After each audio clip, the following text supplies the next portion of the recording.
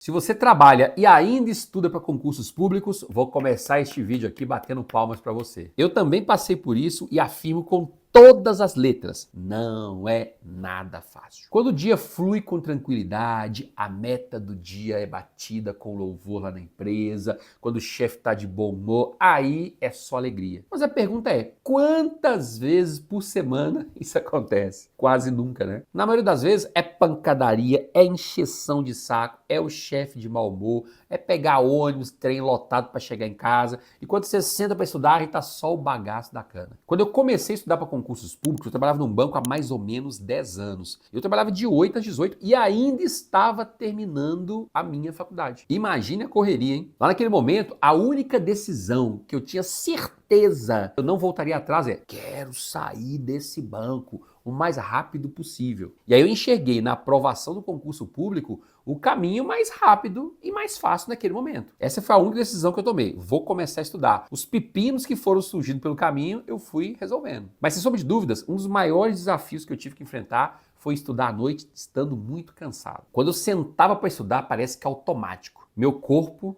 já mandava um recado pro cérebro dizendo: pode desligar, porque agora nós já queremos dormir em cima dos livros. Tanto é que eu dormi várias vezes em cima dos livros e acordei com a minha coluna toda torta, né? 2, 3 horas depois, no outro dia quase não conseguia nem andar. E por que estudar à noite, em regra, é bem complicado? De forma bem didática, é mais ou menos o seguinte. Imagine que quando você acorda, esse aqui é um copinho cheio de força de vontade. Tá vendo aqui, ó? Então isso aqui não é água. Quando você acorda, o seu copinho, ele tá cheio de força de vontade. Acontece que à medida que o dia vai passando e você tem que passar por várias situações desagradáveis, a força de vontade, ela vai diminuindo. Então, quando você senta para estudar, a sua força de vontade tá mais ou menos aqui, ó. E o meu objetivo aqui é te mostrar o que funcionou para mim lá atrás e que me fez passar em vários concursos públicos, inclusive no cargo de analista judiciário, que é o cargo que eu ocupo atualmente. Antes de mais nada, quero destacar 2 pontos aqui que, na minha percepção, são cruciais. Primeiro,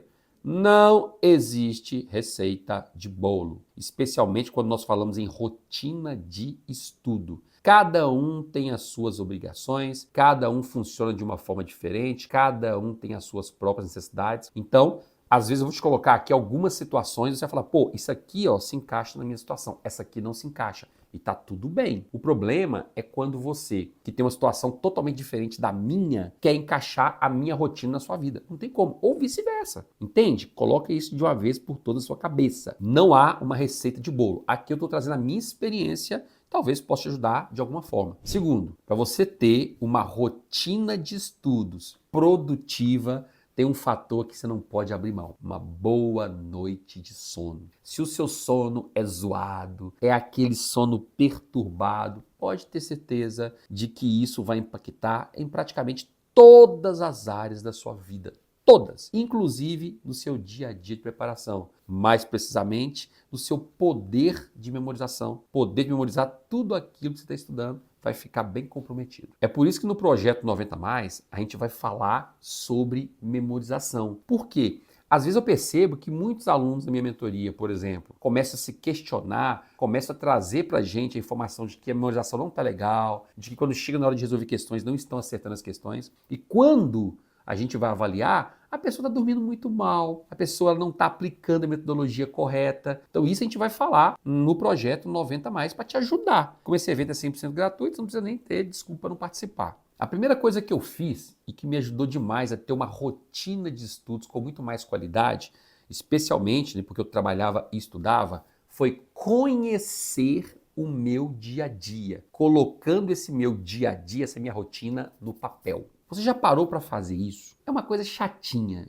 Já vou te adiantar que é algo bem chatinho, mas é algo muito importante para você ter uma noção para onde está indo o seu tempo. Então você vai pegar uma agenda de papel, um pedaço de papel, mesmo no computador, se você quiser, e vai colocar a sua rotina todo dia. Eu acordo tal horário, depois eu tomo meu café no tal horário, depois eu vou para o trabalho em tal horário, eu invisto X tempo no metrô, X tempo no ônibus, eu almoço de 14 às 18, no meu almoço eu fico 1h30 passeando pelo centro da cidade, para o tempo passar. Não sei, você vai colocar toda a sua rotina no papel. Depois disso, você vai avaliar quanto do seu tempo durante o dia está sendo desperdiçado. quanto daquele tempo pode ser convertido em tempo efetivo de estudos. E depois, se você tiver com essa rotina toda bem organizadinha, aí você vai elaborar um planejamento de estudos, definindo quantas horas por dia você vai estudar e quais são as matérias que você vai estudar naquelas horas diárias que você tem. Um segundo ponto que me ajudou demais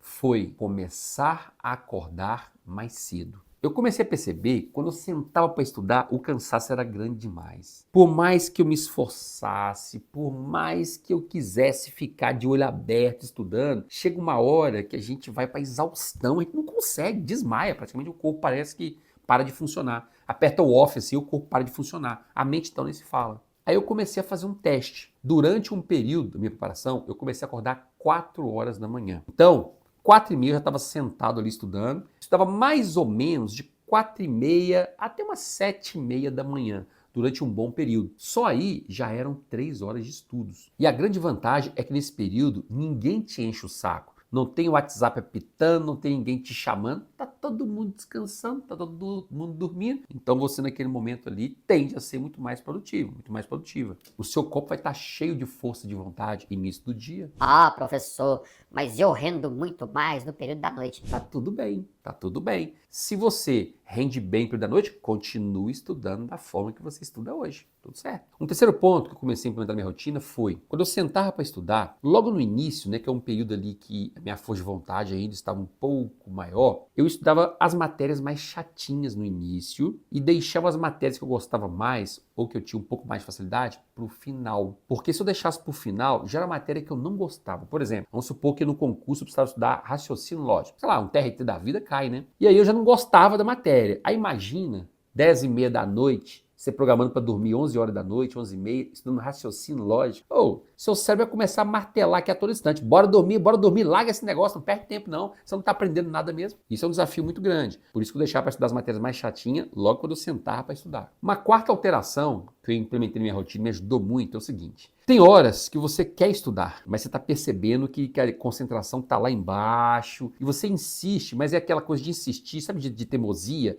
Tudo bem, são 10 horas da noite, eu tinha que parar 11 horas. Eu vou ficar aqui, posso não aprender nada durante 1 hora, mas também não vou dormir só de raiva. Aí você não resolve nenhuma coisa nem outra. Nesses momentos mais pesados, mais complexos, eu fazia o quê? Eu ia resolver questões. Às vezes eu pegava um material de questões e ia resolver questões. Porque na resolução de questões você tem um estudo mais ativo, você está se testando. Ah, errei, mas pô, como é que eu errei uma questão dessa, pelo amor de Deus, não sei o quê. Deixa eu ver o comentário. É um estudo mais ativo, mais dinâmico. Então, você tende a ter menos sono quando você está fazendo esse tipo de atividade. Uma quinta orientação que eu posso te dar para melhorar a sua rotina é o que eu fazia. Final de semana era o momento de dar um gás. Imagine, trabalho o dia inteiro, às vezes cansado, à noite, então final de semana eu dava um gás. Sei que nem todas as pessoas vão conseguir estudar o final de semana inteiro, tá tudo bem. Eu, por exemplo, conseguia. Eu estudava de 8 às 18 no sábado, domingo eu estudava na parte da manhã. Restante do dia, do restante do período do final de semana, eu ia descansar. Mas um ponto importante aqui, programe o seu final de semana. Se você não programar o seu final de semana com antecedência, é muito grande a chance de você chegar no sábado, domingo e não fazer nada. E o pior, chegar na segunda-feira com a consciência pesada